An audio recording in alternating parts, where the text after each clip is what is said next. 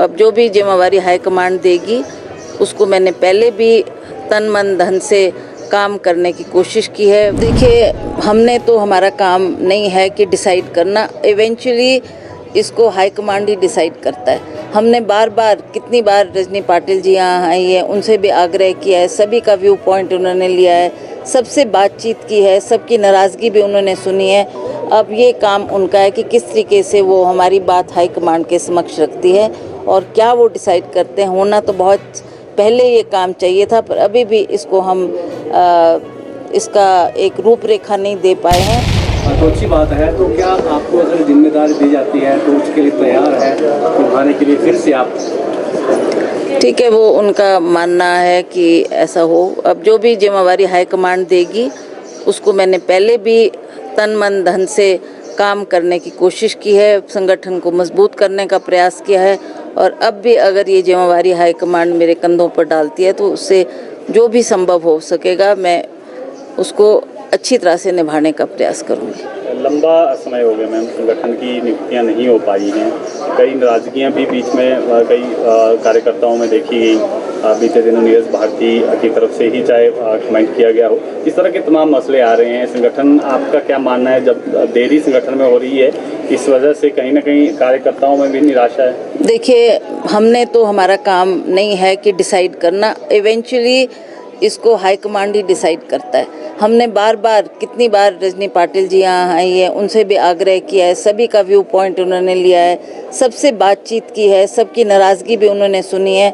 अब ये काम उनका है कि किस तरीके से वो हमारी बात हाईकमांड के समक्ष रखती है और क्या वो डिसाइड करते हैं। होना तो बहुत पहले ये काम चाहिए था, पर अभी भी इसको हम इसका एक रूपरेखा नहीं दे पाए हैं।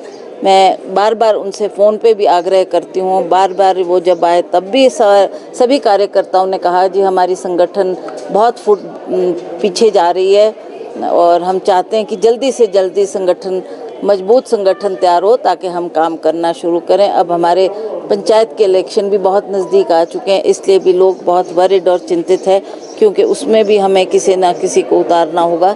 तो ये काम संगठन का होता है कि किसको आपने चुनना है, किसको आगे करना है। तो इसलिए सभी के मन में है कि जल्दी ये कार्य होना चाहिए और मुझे उम्मीद है कि जिस तरीके से रजनी जी कह के गई है, उन्होंने कहा है कि मैं हाईकमांड से बात करूंगी और अगर वो बुलाएंगे इसके बारे में तो हम जाकर उनसे भी दोबारा बात करने को तैयार हैं। वीरभद्र सिंह जी की प्रतिमा लग रही है, तो क्या उसके बाद ही संगठन जो है तय होगा हिमाचल प्रदेश का इस तरह, और कौन कौन इसमें आने वाले हैं? देखिए, हो पाया तय में?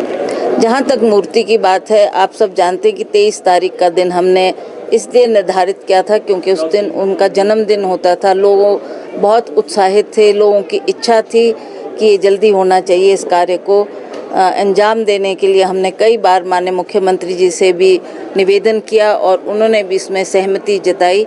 अब आप जानते हैं कि सोनिया गांधी जी स्वयं आना चाहती थी, राहुल जी से हमने बात की, प्रियंका जी से बात की, खड़गे जी से बात की, वो सब इस कार्यक्रम में आना चाहते थे, किंतु वो 23 तारीख उनको सूट नहीं कर रही थी। तो उन्होंने कहा अगर आप इसको 15 कर देते हैं तो हम सब आएंगे।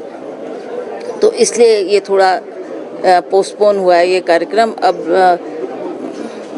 हम उम्मीद करते हैं कि 15 तारीख को अवश्य इसको अनवेल करेंगे और जैसा उन्होंने ही टाइम दिया, उन्होंने ही कहा कि हम 15 को आकर इसको इनॉग्रेशन में शामिल होंगे, तो हम उम्मीद करते हैं कि खड़गे जी और सोनिया जी और राहुल गांधी और प्रियंका जी इसमें अवश्य आकर इसकी गरिमा को बढ़ाएंगे। और हम चाहते हैं कि इस तरीके का एक मैसेज हिमाचल प्रदेश में जाएगा कि आप अपने लीडर्स को याद रखते हैं। सीनियर लीडर्स जो हाई कमांड से आएंगे, अगर वो इसमें शामिल आते हैं तो बहुत अच्छा मैसेज पूरे हिमाचल प्रदेश में, क्या पूरे भारतवर्ष में जाएगा कि अपने सीनियर लोगों को जिनका बहुत बड़ा लंबा योगदान रहा है, उनको आज भी आप बड़े श्रद्धा के साथ याद करते हैं।